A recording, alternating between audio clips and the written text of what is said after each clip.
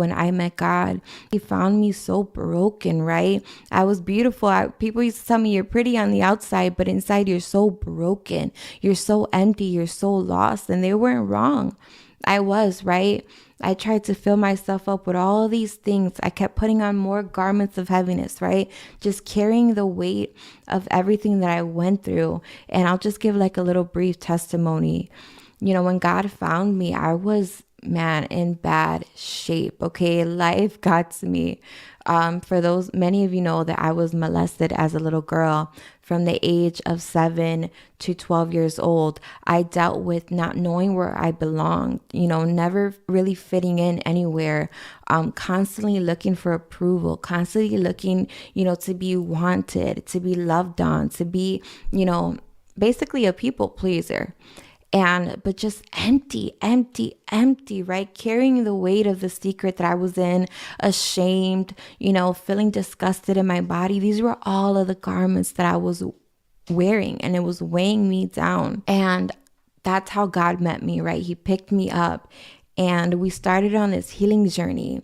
And as the king came, he's like, man, Amanda, I want to do this in your life. And this is the vision that I have for you, Amanda. And this is why I set you apart. And this is why you had to go through some of the things that you went through. But I need you to lay down what you're carrying. I need you to forgive your biological father for doing that to you. I need you to forgive every person that wronged you. And I refused to take my garment off. I wanted what God had for me, but I was not willing to take off what was weighing me down. And you can't be a new creation and still be the old you. Come on, you can't be transformed and still operate in the old hurt, the old past. And this is somewhere where I really wrestled with God to the point where I was like, God, I can't do this. And I walked away. But in his mercy and his grace, come on, we know that he leaves the 99 to go and get that one sheep that got away. And he was patient with me, right? He's like, I want to give you all of this, but you need to make room for what I want to do in your life. And I was just like, Lord, I have nothing else to give you. Everything that you deserve, everything that you could ever want, I don't have that. You want purity? It was stolen from me, God. I don't have purity to give you. You want love? You want my love? You want my affection? I don't know how to love, God. I was never loved properly. All I know is how to be used and abused. I don't know how to love you, God. I'm sorry. And that's how it was for a while. I was in and out, holding on to my pain because that's how I identified. That's what I could hide. Because if I were to I used to think to myself, man, if I were to really step into what God wanted me to be, to become, what would that look like? What would that feel like? All I know is pain. All I know is this secret. All I know is this shadow. That's all that I know how to identify by.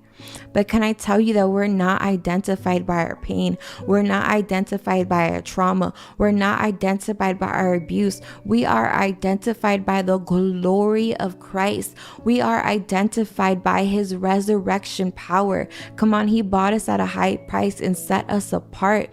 And that is where we identify as a daughter of Zion, not as a daughter of tragedy. Come on, I remember there was days where I would look in the mirror and I would not even recognize the girl, the woman staring back at me. And I feel the Holy Spirit, and I feel that he's saying that there's some of you today that, man, you're carrying so much. You have so many different garments that you picked up along the way that now that you look in the mirror, you don't even recognize yourself anymore. You don't recognize who you've become. Come on, what are you wearing? What garments are wearing you down? Garments of people pleasing? Are you a people pleaser? Do you have a garment of abuse, a garment of depression? Come on, you lost your joy. Somewhere along the way, you lost yourself. Somewhere along the way, you lost your identity. Somewhere along the way, you lost a sense of who you were. And now you're like, God, I don't know what to give you. Come on, I've been there. God, I don't know what you want from me. You want this perfect virgin. I'm not that. It was stolen from me, God. You want someone that loves you, that knows how to worship. All I know is how to bring you my pain. And he's like, that's what I want. That right there, that's what I want.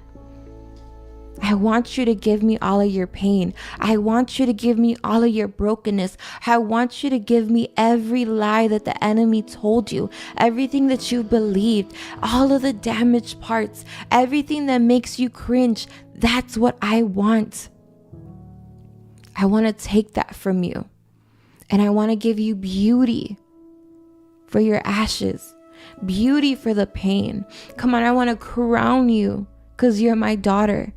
Come on, I want to take that mourning, that grieving, everything that was taken from you, everything that was lost, and I want to make you new. Come on, I want to take off those garments that are crusty, that are dirty, and I want to give you robes of riches. Come on, I want to give you your praise back. That's what I want, Amanda. That's what he told me. And that's what he's asking from me. He's like, that's what I want. I want all of the broken parts from you. And I want to make you whole. I came to make you whole.